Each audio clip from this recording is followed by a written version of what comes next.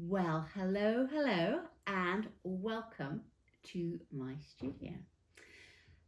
I'm down here today because I want to talk about one of my worst traits, and that is hoarding craft supplies, and worst of all, hoarding fabrics. If you haven't been here before, I'm Jane. I'm a textile artist and I live in the middle of Scotland. And on this channel, I talk about making things, I talk about creativity and nature and being a small business owner who wants to do things a little bit differently. So, why now? Why talk about this now? And the reason is last week I had a free evening and I thought what I would like to do is to embroider some of my chicken dress and listen to an audiobook. So I went on to Audible, and what caught my eye was Women Who Run with the Wolves by Clarissa Pinkola Estes. Now, this is a book that I love. It's all about how the myths and archetypes around women are relevant to their lives and can be kind of used to free them, I suppose, from parts of their lives. But here was the chance to listen to her reading it, and I thought, well, it's not very long, it's a couple of hours. That would be perfect. So I spent my credit on Women Who Run with the Wolves. And I sat there embroidering, and at the end of it, I was looking for something else. And they show you things by the same author. I was amazed because I had always thought that she had written this one very famous book, which is a bestseller for years and years and years. And there was maybe a book of stories and a Christmas tale, but I had not heard of anything else. And yet here on Audible were another 5 works, all with the title The Dangerous Old Woman. And I thought, that sounds interesting. So I had a look at them, and I kind of Googled to see what they were, and they don't seem to exist in books. You can get them as CDs,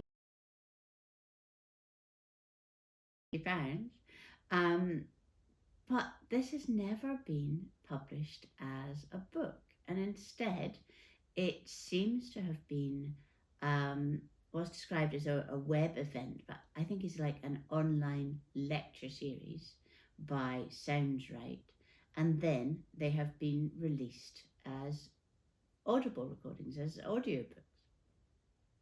So I chose one that's called The Late Bloomer, because I'm just about to start teaching a course called Bloom, and listen to it. And it's the thing about Clarissa Pinkola Estes is that she is a storyteller. I mean, at the heart of everything, she is a storyteller, and that is an oral history person. Her voice is just wonderful, and it always seems to have a bit of a smile behind it, and it speeds up and it slows down, and she's very good at the voices. So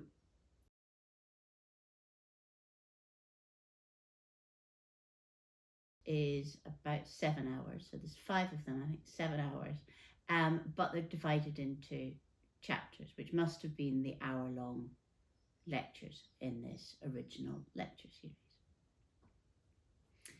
So here I was listening to Late Bloomers in Dangerous Women series, and she was talking about how there is this kind of force, kind of person who asks more and more and more and more, and the person that they're asking from keeps giving, keeps giving, keeps giving until they are completely depleted.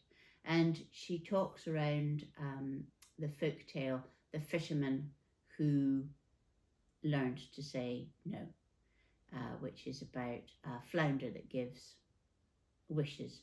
And the fisherman's wife kept demanding more and more and more of the flounder until the flounder is mortally wounded and goes beneath the waves, and that is kind of the soul of the person giving. And I was thinking, listening to that and thinking, oh yes, no, I've known some people like that in my time, people who lurk on forums and always seem to have massive dramas in their lives, and everybody rushes to help, and then to their detriment, eventually they end up not doing stuff with their own lives because they're so busy focused on the drama of other people's. But then she said, but of course, this isn't always people.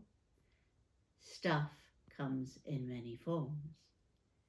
And to paraphrase, she said, I have known many, many artists who spend their time amassing great collections of materials, who go to this garage sale and that garage sale and buy things and are given things and are always happy to take things because there is a voice in their heads goes, oh, take it, it might come in useful.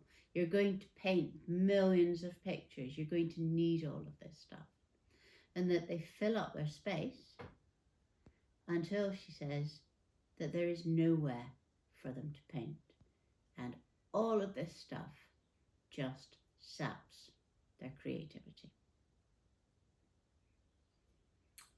And well, I felt very, very seen and not in a very good way. So that is why I thought that I would talk about it today.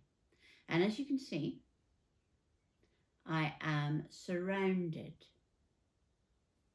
by fabrics that I am taking time to launder and iron and sort. So, how did we get here? How did we get to the stage of me having so many textiles that I could not possibly use them in several years? Well, in my defense, I would say I started early. When I was 10 or 12, my mum started dealing in antiques. She'd moved to a house with big rooms, and none of the furniture that they'd had in their modern house it just looked really daft in this house. So she started going to antique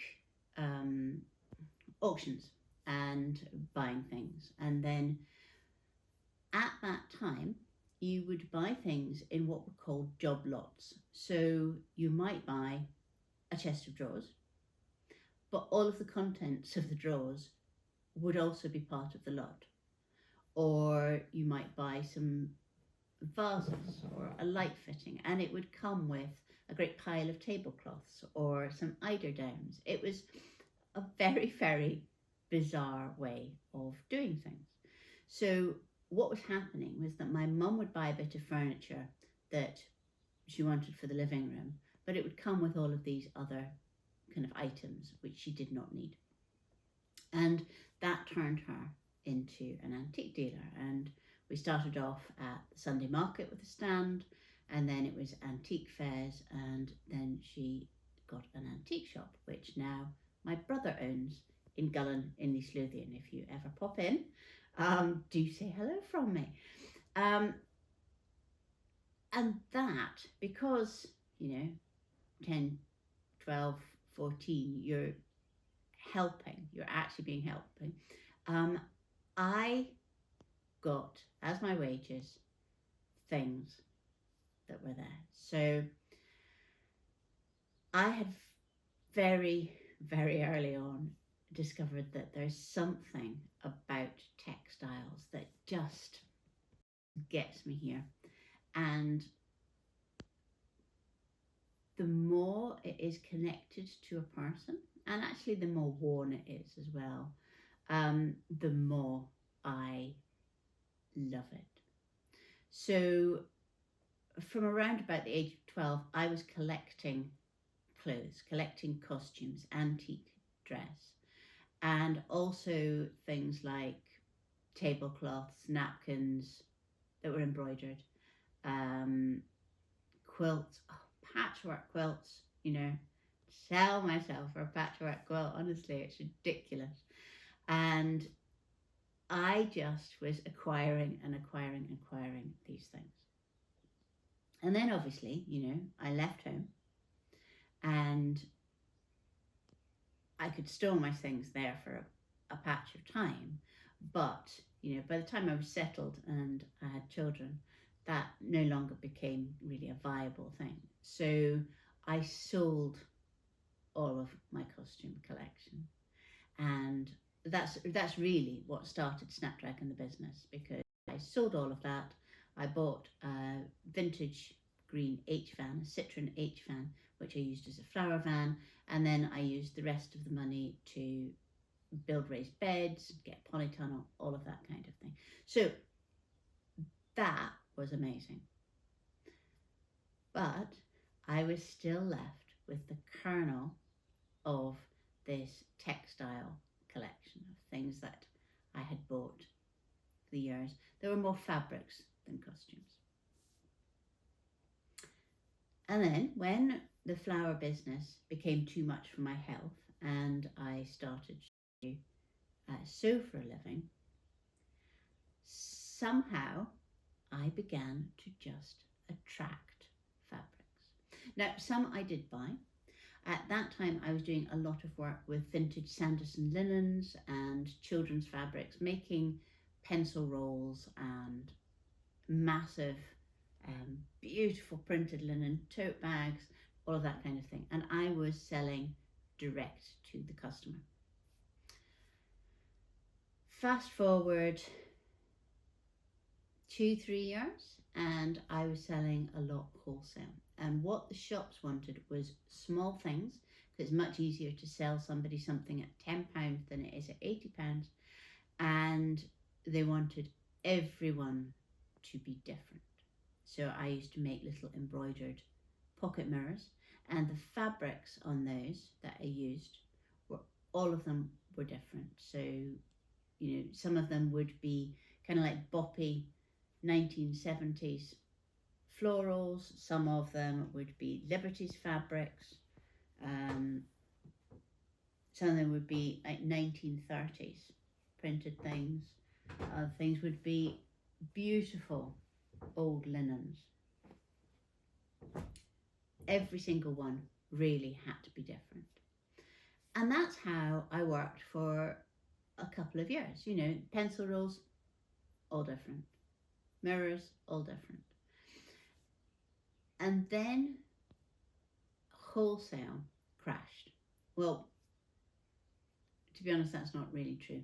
What happened was I had 4 shops that I supplied who put in really big orders for Christmas. So I would have supplied them in October, November.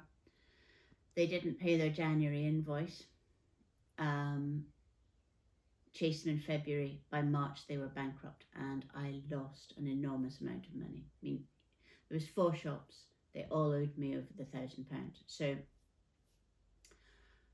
all of my Christmas profits wiped out, and I decided that wholesale wasn't for me, because I had trusted these shop owners, and they obviously had seen that they were in financial difficulties and had put in really big orders in an attempt to claw themselves back up. But of course you don't see any of that money. If a shop goes bankrupt, business goes bankrupt owing you money, you don't see it. So I decided that I wouldn't do wholesale again, but I would concentrate on working with an online marketplace called Not on the High Street. And what they needed was everything to be exactly the same, to be handmade, but to be exactly the same, so that you could put up a photo on your website and that would be what the customer got. So I moved from working with all of these wonderful little bits of fabric, things that I'd unpicked from clothes, lots of upcycling, recycling, to working with bought-in fabrics, beautiful bought-in fabrics, but so that I would have enough to make a few hundred of a particular thing before we would have to get the whole thing re-photographed. Sometimes it would be 2,000 of a particular design, and it's sort of like at the edge between handmade and turning yourself into a factory, really. But at that time, when I moved from having all of my beautiful different fabrics, I just put them into storage, and I filled 20 enormous cardboard boxes like this. Well, not cardboard boxes, like big plastic sealable, which is why they're all still safe, boxes, and I put them into storage. And I kind of put them also in the back of my head. And then this year we decided that we were going to go into the deep, deep storage of the shed, and I said, oh, I'll do something with them. And I have been since March, when I came back from Naples, I have been washing and ironing and sorting into colour piles all of these lovely bits of fabric, and really, really trying not to keep things. I mean, look at that. It's just such a gorgeous fabric. But I'm going to be putting that into a pile. And I have been selling them on eBay, and now I've decided that we're down to a manageable amount, and I'm just going to be selling them on the website. So every week, I'm just putting up a dozen or so packs of these and working through it. And what I would say is that Clarissa Pinkola Estate absolutely has it right, because as I am clearing, and you can see I've still got quite a way to go, and I've still got 3 whole boxes to do the washing of, I can gradually feel myself expanding. And as long as I do not start clawing back things and keeping them, as long as I keep in my head that I am 55, I have 30 years left of creativity at a maximum, really, I think, of using up all of these fabrics. So let's say I needed to be able to use everything I have within 30 years. So I need to get it back down under that, because realistically, if I'm doing as personal projects, maybe 2 or 3 fabric things a year, I do not need 20 massive boxes of fabrics. And I can feel the lightness as they go out, and talking to people who have projects in mind or are doing patchwork quilts, and they've got so much stuff that has come down from family, but they just need a little bit of somebody else's scraps to fill it out. You can't buy new for that. That has been really, really interesting. So I'm also on here because I want a little bit of accountability, because it would be so easy to just stuff them back in the boxes and build a wall in the studio out of the boxes and hang things over it. But I must not do that. I must let them go back out into the world to feed somebody else's creativity. So that's what I will be doing for the rest of the week. And I hope that you have a fantastic week. And hopefully by next week I'll have all of this bit cleared, because in the studio club by next week we will be on to pull these from that are hiding over on my thing. We are going to be making cyanotypes, and this is the beginnings of my sampling for cyanotypes, and you can see planning on making something big. These are all old damask tablecloths, which I have a big pile of there and there, and which they're brilliant for cyanotypes. So if you are doing cyanotypes and you're looking for a background, old damask tablecloths, which you can often get because they have stains and things that can't get out, and because they're not used that much now, they have a beautiful tight weave that it allows you to get lots of detail. But they've also got this they've got the pattern already there in the back of the cloth, which doesn't intrude, but does just give you a really nice finish. So this is what I'm actually moving on to. But first, for today, I'm going to pack all of these ones up, put them in the web shop. So until next Friday, bye bye.